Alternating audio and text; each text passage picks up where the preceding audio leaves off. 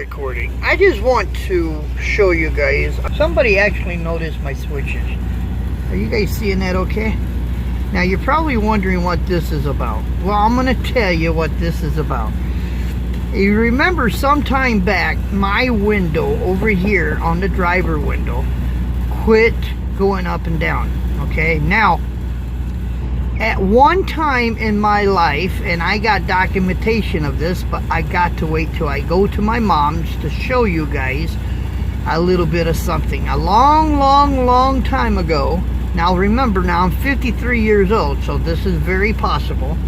I went to try to get me a trade, and the trade was it was mechanics, and it was also electronics.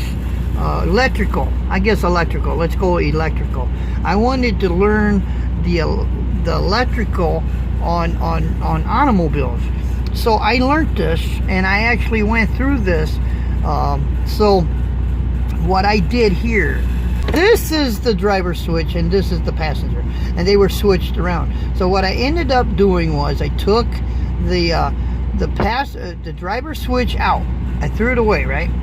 And then I took the dead switch. This was the passenger or the driver switch for the window.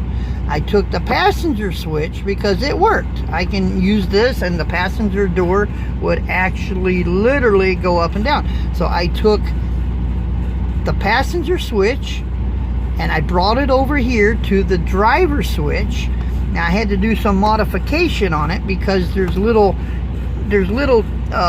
indentations or little things there that will only allow you to make the passenger switch work on the passenger and the driver switch work on the passenger, but nothing that a file won't take care of. So I had to file some little things off, and then I switched them around. Okay, so this was the passenger switch, which allows the window to go down. See? Now this is the passenger switch right here. Now what I had to do, even though this doesn't work, okay, even though this doesn't work, you have to have this plugged in because there's prongs on the back side. You have to have this plugged in or your passenger window will not roll down. Now I can't roll it down here.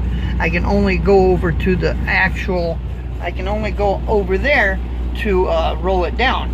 But without having this, you cannot roll down that window over there.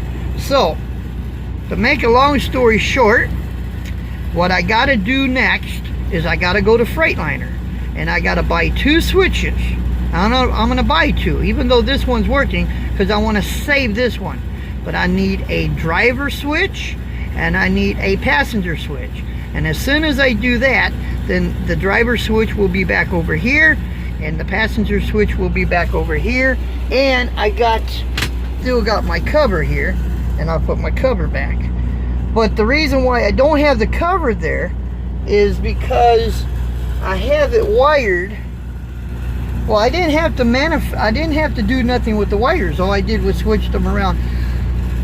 But until I can get the proper new switches, I don't want this inside my door covered up because I don't want a fire. I'm not saying it will make a fire, but that's a non-working switch, so I don't want no fire. So I got it out, and that way, but if I was to unplug this, the passenger switch won't work.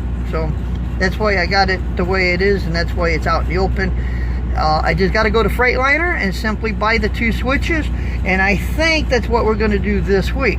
So if you want to see how you change switches, I'll show you.